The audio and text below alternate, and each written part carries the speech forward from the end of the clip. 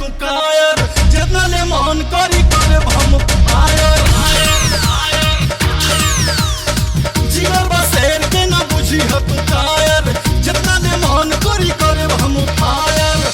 भाग जानी आवा है ने मोजता बनाली बनाली बनाली